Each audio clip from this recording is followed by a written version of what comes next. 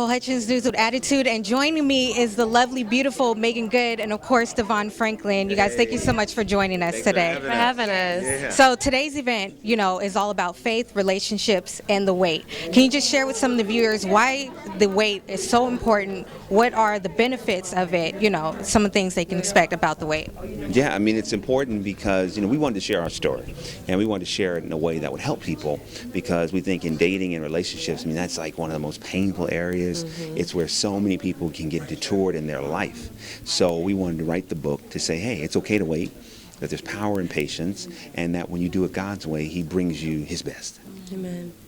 So a lot of people, they have hang-ups, prior to marriage, or these preconceived notions about, if I get married, I'm probably going to be tied to a ball and chain, or I'm going to lose myself. What type of advice would you give to those who are having those preconceived notions? Yeah, that for me was definitely a concern. That was one of the things I was concerned about most was, if I get in marriage, am I going to lose my free spiritness? Am I going to lose my boldness? Am I going to lose my fearlessness? Everything that I really loved about myself in my 20s. I was, afraid that those things would kind of be like dimmed, or my light would be dimmed. And then when I thought of what I thought submission meant at the time, I was like, oh man, I don't know.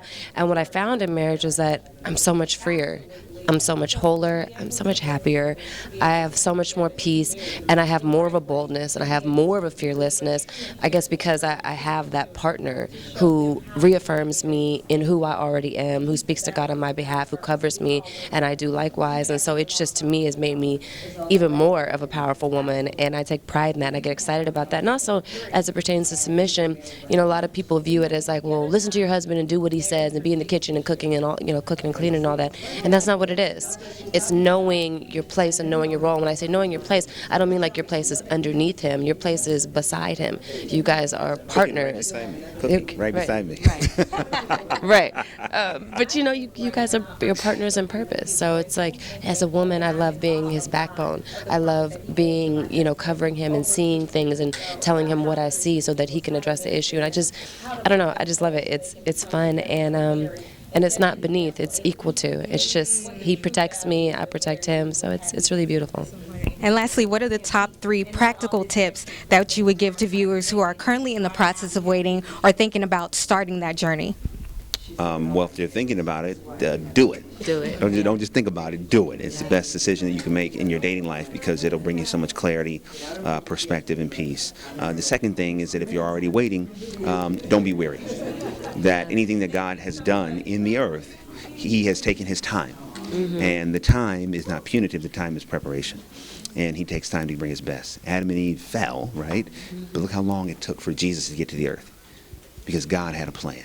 Right. So trust in His plan, don't give up, and have fun during the waiting period. There's things you can do when you're waiting that you can't when you're in a relationship and when you're married. So enjoy this time. It's the best time. There's so much power in this time, and to take the advantage of it, and don't spend it in depression, worry, and doubt. No, use it as preparation. Yeah. That's what we talk about a lot in the book, is that time is not just about finding a husband or a wife. That time is about you in your relationship with God, and growing and maturing, and using that time as preparation for who you are in the world and pursuing your purpose. And you need to be in that place where you're already preparing yourself that way, so that when your husband or wife does come, you guys are partners on this journey. You guys make each other better and hold each other accountable. Thank you so much. Thank you. It was a pleasure. You guys heard it right here first.